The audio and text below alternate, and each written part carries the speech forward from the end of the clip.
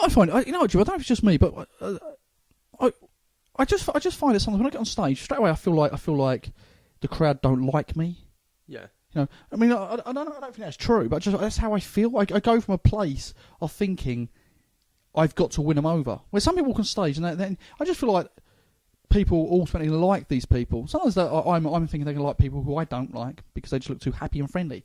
But you know, like I did gig the other day in quite a posh place in Oxford, and the audience were really nice. But I just felt like a pikey.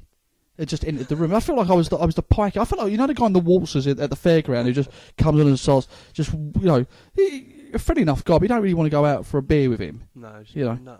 Yeah, and that's how I just felt for the whole time. I just felt like I was just walking around with like a fucking mullet head, pikey, trying to tell these guys some jokes about stuff that they can't relate to.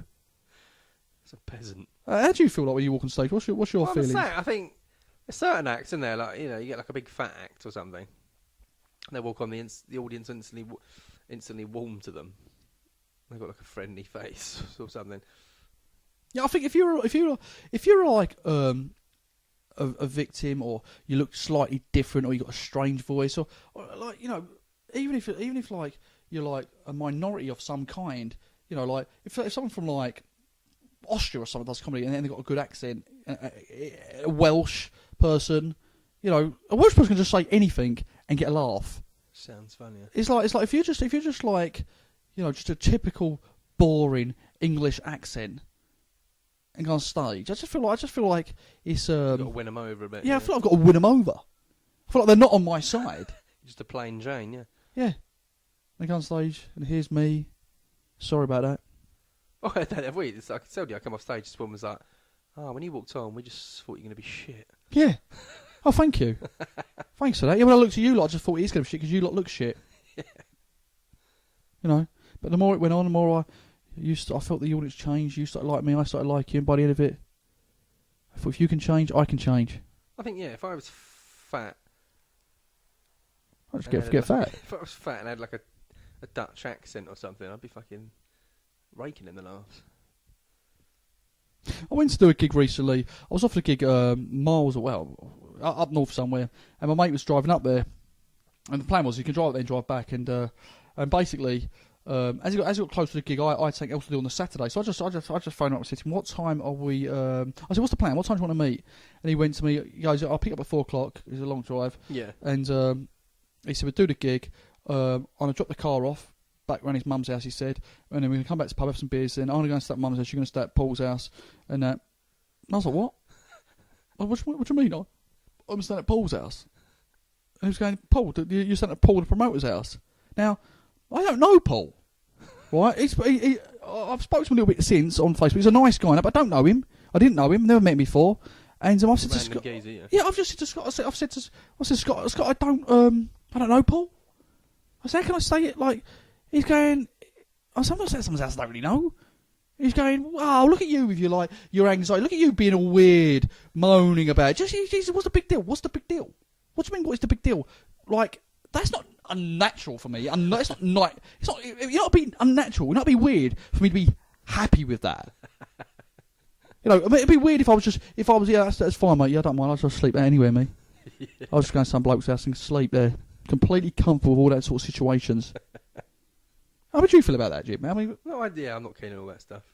No. Awkwardness. I'm too. I've got too many. Did you do that in the end? No, I didn't. I didn't. Refused. Oh, well, I had to be up early, and it weren't going to work out. So the thing is, the bombshell. The situation was that he was meant to be driving back the same night, and for him to like suddenly have this plan that he didn't let me in on. Yeah.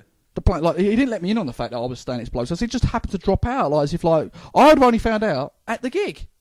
Yeah, we're not going home tonight. You're staying at Paul's house. Yeah. I so liked it if he'd driven you all the way down there, then gone. Right, you're at Paul's. Yeah. Exactly. Yeah. Well, when was he going to tell me? But the thing is, it's like to me, tucked up in bed with Paul.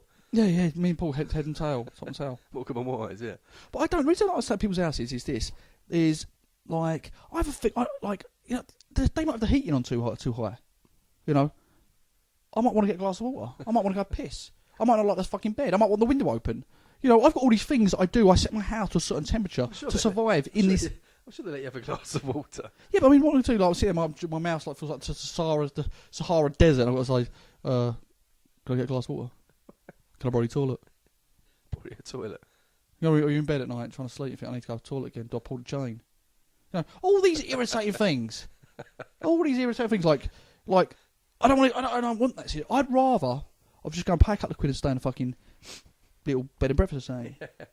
At least then it's expected of me to go to the toilet in the middle of the night or get a glass of water or something. Well, surely they wouldn't say no. They would say no. It'd be fine. But yeah, I do feel like I've got an issue. I don't like. Do you flush the toilet when you're around someone else's? That is a. Not if I've had a shit. I always think you have to flush the toilet. That's the thing, though, isn't it? At night. The alternative is to leave a present. Well, yeah, exactly. At night, like if you just had a piss, like you have that dilemma, don't you? Do I flush the toilet and wake up the house, or do I not flush the toilet and leave a big load of piss, steaming piss in here for the person coming in the morning to go, my God, that person didn't flush the toilet. Dean, we've let into our house. Yeah, it's just done a big piss, didn't leave the toilet. It's like, really, you've just got. I guess you've just got to flush. Alternative? They couldn't come out really at midnight. And go, who the fuck woke us up? Who flushed the fucking? What's the matter with you, mate? Yeah. Toilet flusher. Where'd you live? Yeah. Well, you can't. That's it. Surely they couldn't do that. They say, well, it's that, or leave this in the toilet. But I think I've heard people say they don't want the toilet flushed. Really? I don't know. Personally, right? I'd flush personally. Yeah, I mean, I think it's the best thing to do is flush. Just sort of flush and sneak back. I always get up for a midnight wee.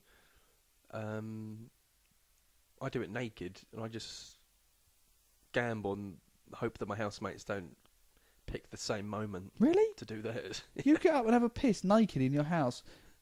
Yeah. I should out of bed, get it done, but they could, if they come out at the same time. Look at you with the old piss at the middle of the night, or what if they actually come out as like a tiptoe and make noises outside the room, trying to. I'm not Mission Impossible. Trying to make them come out. You want? Oh, sorry about this. How unfortunate of you. Because you live with a couple of Italian girls, don't you? I do with 2 Italian girls. He's with 2 Italian girls. He's walking to the bathroom naked. Yeah, it's like Jimmy goes to the gym every day. Exactly what he's walking. Oh, this is awkward. Yeah. Hold on to the wall. Sort of hand on hip, one hand on the wall. Just outside the door. Yeah, this is unfortunate. And they're like, yeah, we heard you out an hour ago, Jim. Yeah. Been creaking outside our room for an hour. Still there.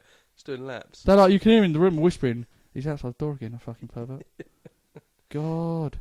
But I'm blind half the time as well. I just do it. Do you ever do that when you don't even really look? Oh, is that your excuse when you're actually walking in their room? No, what's it? Cock out and piss on them. I said I've probably been peeing in their wardrobe like the last few weeks. It's literally, it's pretty borderline kind of sleepwalking. I sleep. I just got to do it. It's borderline exposing yourself to a couple of housemates you got, mate. I don't know. I just gamble. It's not. Just gamble. The toilet is next to my Hasn't room. paid off once yet, has it? I rush in and out. There's only a small moment when I'm naked in the hallway. Mate, get a dressing gown, you fucking weirdo. I don't want to put the dressing gown on. It's more time, isn't it? Between me getting. What's how around your waist, you pervert? What's this? It's like a little mission, isn't it? Midnight mission. Yeah, it's a little mission to put the bins out naked. Oh, some might see me.